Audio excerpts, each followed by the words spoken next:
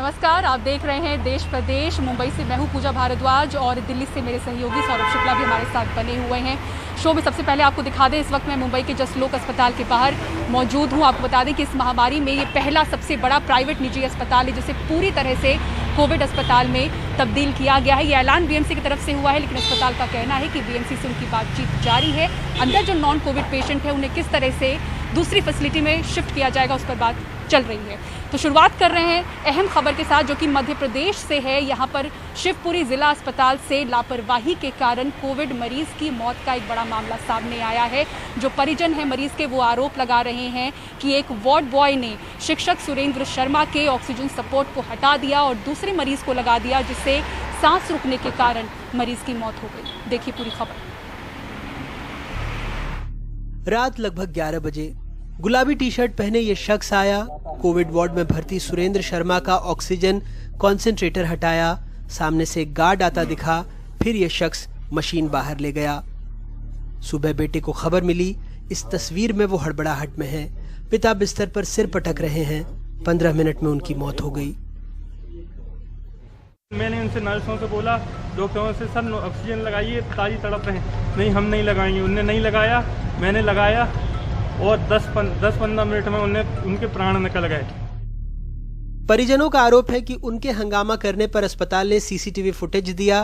फिलहाल प्रशासन ने इस मामले में शल्य चिकित्सा विभाग के अध्यक्ष डॉक्टर अनंत कुमार राखोड़े की अध्यक्षता में 3 सदस्यीय दल का गठन किया है, जो 48 घंटे में पूरे मामले की जांच कर रिपोर्ट सौंपेगा। उनकी शीघ्र ही हम सीसीटीवी फुटेज देख करके बाकी पूरी इंक्वायरी करा करके, और यदि किसी ने अपराध किया तो उसको दंड दिया जाएगा। डॉक्टर साहब की बातों से मौसम गुलाबी लगेगा, लेकिन ये तस्वीर भी उनके जिले से ही है, जहां चिंताहरण मंदिर के बाहर रोड पर कोरोना संदिग्ध ने तड़प तड़प कर दम तोड़ दिया। आरोप है कि कई अस्पतालों ने भर्ती के लिए टालमटोल किया, बीच रास्ते में मौत आ गई। हालात पड़ोसी छत्तीसगढ़ में भी बदतर ही हैं। राजनांदगांव जिले में कोरोना से जिन लोगों की मौत हुई, उन्हें शव वाहन तक नहीं मिला, बल्कि उनके शवों को नगर पंचायत के कचरा फेंकने वाले वाहन से ले जाया गया। सीएमओ नगर पंचायत और की व्यवस्था में है ये, वो उस तरह से गाड़ी का उपयोग उनके द्वारा किया जाना है, ताकि शवों का जो अभी पार्थिव शरीर है उनका अंतिम संस्कार के लिए उनके परिवारजनों के पास या जहाँ पर मुक्तिधाम बनाया गया है वहाँ ले जाएगा। इस बेरुखी से अब कहीं लोगों का धैर्य भी टूटने लगा है। तस्वीर भोपाल के जेपी अस्पताल की है। पुलिस को बोल दो, निकालो बाहर, ऑक्सीजन नहीं, काय की तलका ले रहे हैं। मध्य प्रदेश और छत्तीसगढ़ में कोरोना संक्रमण से स्वास्थ्य सेवाएं बिगड़ने लगी हैं, व्यवस्थाएं चरमराने लगी हैं। मध्य प्रदेश में पिछले 24 घंटे में 50 से ज्यादा, तो वहीं छत्तीसगढ़ में इससे 2 गुनी मौत हो चुकी है। एक अनुमान के मुताबिक इस महीने के आखिर तक मध्य प्रदेश में 1,85,000 एक्टिव मरीज होंगे और तब लगभग 17,000 यानी लगभग 30% मरीजों को अस्पताल में बेड नहीं मिल पाएंगे। राजनांदगांव से रजक, शिवपुरी से अतुल और भोपाल से कैमरा पर्सन रिजवान खान के साथ अनुराग द्वारी, NDTV इंडिया। हमारे साथ इस पर ज़्यादा जानकारी के लिए भोपाल से अनुराग द्वारी खुद हैं, जिनकी अभी कहानी हम लोगों ने देखी और जाना कि किस तरीके से हालात बेकाबू होते जा रहे हैं। अनुराग, अगर आप बता पाएँ कि लगातार जो मरने वालों की संख्या है वो ज़्यादा है, सरकारी आंकड़े कम बताते हैं। राजनांदगांव की भी हमने तस्वीर देखी। बताइए कि इस वक्त क्या हालात है मध्य प्रदेश में कोरोना को लेकर के? देखिए, हालात बहुत भयावह हैं। जिस तरह की तस्वीरें अपने आप में बयां कर रही हैं, आप कहीं चले जाइए, शमशान घाट अस्पताल, और कोई भी डेटा उठाकर देख लीजिए सौरभ, तो ये डेटा में बहुत ज्यादा विसंगतियां हैं। ये एक बात है। दूसरी बात है कि अभी महामारी के दौर में हर आदमी सरकार को क्लीन चिट दे रहा है कि चलिए महामारी है तो बहुत सारे इंतजामात नहीं हो पा रहे हैं, लेकिन हालात ये नहीं है। अगर पिछले 5 साल में मध्य प्रदेश की बात करें तो 42,000 करोड़ रुपए का स्वास्थ्य बजट था। उसके बावजूद 75,000 लोगों पर एक वेंटिलेटर है, 47,000 लोगों पर एक अस्पताल का बिस्तर है। क्या आप इसी तरह की सरकार की इसी तरह के हालात की कल्पना करते हैं कि महामारी के वक्त में क्या रातों रात अस्पताल बन जाएंगे? अगर आप देखें तो हर जगह तो वेटिंग है। शमशान में जाएं मरने के बाद, वहां वेटिंग है। बीमार पड़ गए, संक्रमित हो गए तो अस्पताल में वेटिंग है। और अगर आप ठीक हैं तो सीखचों के पीछे रहने के लिए, दूध की कतार के लिए, राशन के लिए वेटिंग है। हर जगह यही चल रहा है। सिर्फ और सिर्फ जैसे दमोह में उपचुनाव है, नेता वहां का मुंह नहीं छोड़ पा रहे। बड़ी बड़ी रैलियां हुई हैं। कल जाकर मुख्यमंत्री ने कहा है कि वो रोड शो नहीं करेंगे, लेकिन जो सौगात बांटनी थी वो तो सारे लोग बांट चुके हैं। अब जनता को पिसना है। यहाँ पर अस्पतालों में दिक्कत हो रही है, रेमडेसिविर की दिक्कत हो रही है, ऑक्सीजन की दिक्कत हो रही है। और जब भी आयोजन ये इन सरकारों ने किया है, वैक्सीनोत्सव करा दिया, अब टीका उत्सव का नाम दे रहे हैं, लेकिन हो क्या रहा है जमीन पर आप देख रहे हैं तस्वीरों में, हर दिन ये जनता अभिशप्त होने को और इसी तरह की तस्वीरें देखने को मजबूर है। सौरभ जी बिल्कुल, इस जानकारी के लिए बहुत बहुत शुक्रिया अनुराग। तो अनुराग बता रहे थे कि मध्य प्रदेश में क्या हालात हैं, लेकिन मध्य प्रदेश से चलते हैं सीधे उत्तर प्रदेश की राजधानी लखनऊ, जहां पे तस्वीरें और भी ज़्यादा ख़राब हैं। लगातार पिछले कुछ दिनों से वहां पर मीडिया तस्वीरें दिखा रही थी वहां के भैंसा कुंड शमशान घाट की, जहां पर लगातार चिताएं जलती जा रही थीं। लोगों को लकड़ियां तक नहीं मिल रही हैं कि वो अपने परिजनों की अंत्योष्टि कर लें। लेकिन अब वो तस्वीरें मीडिया आपको नहीं दिखा पाएगी, क्योंकि अब प्रशासन ने भैंसा कुंड घाट के सामने एक लोहे का टीन शेड लगा दिया है। साथ में ये भी लिख दिया गया है कि अंदर जाना मना है। अगर अंदर कोई जाएगा अनधिकृत रूप से तो उसके ऊपर महामारी एक्ट के तहत कार्रवाई की जाएगी। यानी अब वो जो तमाम तस्वीरें प्रशासन की लापरवाही की कलई खोल रही थीं उत्तर प्रदेश में, वो तस्वीरें नहीं दिखाई जा सकेंगी। तो ये प्रशासन ने वहाँ पर गैग ऑर्डर लगा दिया है। और हमारे सहयोगी कमाल खान की एक रिपोर्ट देखिए, समझ में आएगा कि हालात किस कदर बेकाबू हो चुके हैं। लखनऊ में ये भैंसा कुंड शमशान घाट है। यहाँ पे हमारे उस तरफ सामान्य शमशान घाट है, जहाँ पे आम दिनों में या बिना कोविड के जिनकी डेथ होती है उनके शव आते हैं। और इस तरफ ये इलेक्ट्रिक क्रेमेटोरियम है। इलेक्ट्रिक क्रेमेटोरियम में भी पहले सामान्य लोग आते थे, लेकिन अब जब कोविड से मौतें बहुत ज़्यादा होने लगी हैं तो इसको सिर्फ कोविड के पेशेंट्स जिनकी डेथ हो जाती है उनके लिए ये रिज़र्व कर दिया गया है। यहाँ से मीडिया के लोग ये खबरें दिखाते थे कोविड के बॉडीज़ का अंतिम संस्कार होने के, और अंदर डेटा भी मिलता था कि कितने लोगों के अंतिम संस्कार यहाँ पे हुए। ऐसी बहुत सारी खबरें आई हैं कि जो सरकार का प्रेस नोट जारी होता है उसमें जितनी मौतें बताई जाती हैं उससे कई गुना ज़्यादा मौतों का रिकॉर्ड यहाँ पे नगर निगम रखता है। तो अब इस पूरे एरिया को घेर दिया गया है, यहाँ पे टीन शेड लगा दिया गया है और बता दिया गया है कि ये कोविड एरिया है। और एक नोटिस भी लगी हुई है जिसमें लिखा हुआ है कि अनधिकृत रूप से यहाँ पे प्रवेश करने वालों के ऊपर पैंडेमिक एक्ट में मुकदमा कायम कर दिया जाएगा। तो बहुत सारे लोगों का ये भी कहना है कि ये जो मौतें हो रही हैं उनको छुपाने के लिए सरकार इस तरह का काम कर रही है। सरकार ये कह रही है कि इसको घेरा इसलिए गया है ताकि अनधिकृत लोग ना जाने पाएँ, क्योंकि ये कोविड एरिया है और यहाँ जाने से लोगों की जान को खतरा हो सकता है। लखनऊ में आलोक पांडे, कैमरामैन राजेश गुप्ता के साथ कमाल खान, NDTV इंडिया। बढ़ते हैं आगे और अब बात दिल्ली की करते हैं, जहां हालात बेकाबू हो चले हैं। 24 घंटे की अगर बात करें तो 17,000 से ज़्यादा मामले हैं। ऐसे में दिल्ली सरकार को एक कड़ा और बड़ा फैसला करना पड़ा है। वीकेंड कर्फ्यू का ऐलान कर दिया है केजरीवाल सरकार ने आज। आपको बता दें कि शुक्रवार रात 10 बजे से सोमवार सुबह 6 बजे तक ये लागू रहेगा। किन किन पाबंदियों का ऐलान हुआ है सिलसिलेवार तरीके से आपको बता देते हैं। बेवजह आवाजाही पर पाबंदी होगी, ज़रूरी सेवाओं पर असर नहीं पड़ने वाला है इस फैसले का। शादी ब्याह के लिए कर्फ्यू पास होंगे। मॉल, जिम, स्पा, ऑडिटोरियम अगले आदेश तक बंद रहेंगे। साप्ताहिक बाजार बारी बारी से खुलेंगे। सिनेमा घर 30% क्षमता के साथ खुलेंगे। रेस्टोरेंट में बैठकर खाना बंद होगा, सिर्फ पार्सल का विकल्प होगा।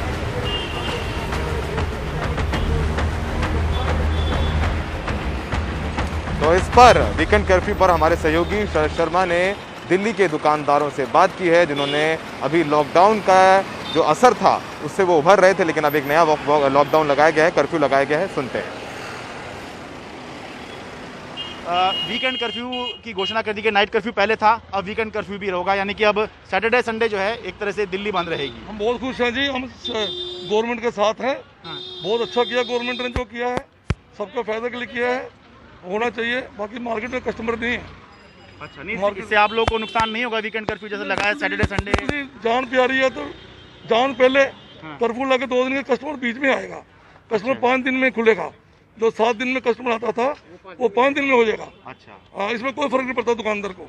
अच्छा, हाँ, हम सहमत हैं। अच्छा, 5 दिन तो कम से कम दुकान खुल रही है। हाँ, उसमें रश होगा, उसमें भीड़ होगी, जिसमें लेना होगा वो पहले आएगा। ठीक है। जी आप कैसे व्यापारी हैं या कस्टमर हो सर? अच्छा कस्टमर हैं आप। थोड़ा बताइए कि एक कस्टमर के तौर पर ही आप जैसे बाजार में कुछ लेने आए हैं, कैसा ये कदम आप देखते हैं दिल्ली सरकार का? बहुत बढ़िया कदम है। दोनों सरकारों को तालमेल मिला के जनहित में बिल्कुल सही फैसला लिया है इन्होंने, और इसी तरह से काम करते रहना चाहिए कि पब्लिक का भी नुकसान ना हो और गवर्नमेंट जो सख्ती करना चाहती है उसका सभी लोग पालन करें। आप इस बात से खुश हैं कि चलिए 5 दिन खुल रहा है, 2 दिन बंद कर दिया? बिल्कुल, हाँ जी, हाँ बिल्कुल ठीक है। आप भी व्यापारी हैं क्या जी? क्या आप लोग इसी बात से खुश हैं कि चलिए हमारा मार्केट तो बंद नहीं किया, जैसे मॉल बंद कर दिए हैं, मार्केट तो खुला ही हुआ है, तो इसी बात से खुश हैं? बिल्कुल खुश है जिस चीज़ से हम कि कम से कम 5 दिन तो काम कर सकते हैं। 2 दिन वीकेंड है, कोई दिक्कत नहीं है। बच्चे रहेंगे तो काम करेंगे, अगर बचेंगे ही नहीं तो काम कैसे करेंगे अपना? और अब बात करते हैं बिहार की, जहां हालात यहां भी बेकाबू होते हुए नजर आ रहे हैं। 2 दिनों में ही बात करें तो 4000 से ज्यादा कोविड के मामले रिपोर्ट हुए हैं और अब मुख्यमंत्री नीतीश कुमार ने भी माना है कि ज्यादा टेस्टिंग और टीकाकरण से ही रोकथाम हो सकती है। सोचे थे गाँव गए, मुंबई गए कि कमाने के लिए गए, लेकिन उल्टा उधर कमाई नहीं हुआ, उल्टा फिर गाँव आना पड़ा हम लोग। काम बंद होने पर मुंबई से पटना लौटे ये मजदूर नाराज और निराश हैं। चिंता है कि अब खर्च कैसे चलेगा, लेकिन पटना के सरकारी अस्पतालों के बाहर मरीज पॉजिटिव रिपोर्ट लेके भर्ती होने का ऐसे इंतजार कर रहे हैं। टेस्ट वगैरह करवाया गया तो डॉक्टर ने बताया कि हाँ टीबी का थोड़ा स्टार्टिंग है, दवा वगैरह चल रही है। भी लोगों ने कहा कि आप NMCH लेकर जाइए, तो NMCH यहाँ लेकर आए तो कोरोना जाँच हुआ तो पॉजिटिव आया। निजी अस्पतालों के प्रबंधकों का अपना रोना है कि मरीजों की संख्या में उछाल के बाद ऑक्सीजन की कमी होने से उन्हें कोई उपाय नहीं दिख रहा। आपको पता नहीं, मैंने मरीज लेना बंद कर दिया इस अस्पताल में क्योंकि ऑक्सीजन नहीं हमारे पास। शमशान में कोरोना से मौत के बाद लोगों के अंतिम संस्कार के लिए कतारें लगी हैं। वहीं मुख्यमंत्री नीतीश कुमार ने माना कि स्थिति गंभीर है। इसका टेस्ट ज़्यादा से ज़्यादा करवाना वही सबसे बड़ा उपाय है। ये टीकाकरण भी मैक्सिमम हम लोग करवाते रहेंगे ताकि लोगों पर इसका असर कम से कम पड़े। फिलहाल राज्य में ना वैक्सीन और ना अस्पताल में इलाज के लिए बेड पर्याप्त संख्या में हैं। कैमरामैन नागेंद्र तिवारी के साथ मनीष कुमार, NDTV इंडिया के लिए।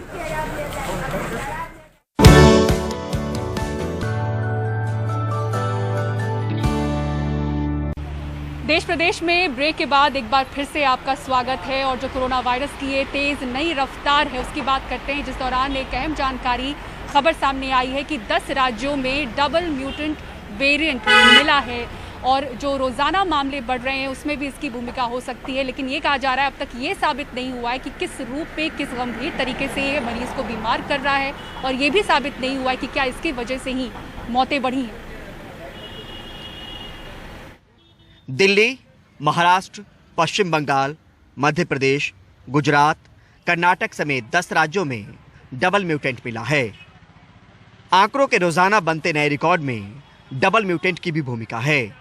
ICMR ने भी माना कि नंबर बढ़ाने में डबल म्यूटेंट की भूमिका से इनकार नहीं और बचने की सलाह भी दी। जरूर कुछ म्यूटेंट्स हैं जो ट्रांसमिशन एफिशिएंट है, लेकिन वो ट्रांसमिशन एफिशिएंट होते हुए भी हमें संक्रमित नहीं कर पाएंगे हम फेस मास्क लगा लेंगे तो। स्वास्थ्य मंत्रालय के सूत्रों के मुताबिक दिल्ली में UK वेरिएंट भी है और डबल म्यूटेंट भी। करीब 14,000 जीनोम सीक्वेंसिंग के आधार पर डबल म्यूटेंट की जानकारी मिली।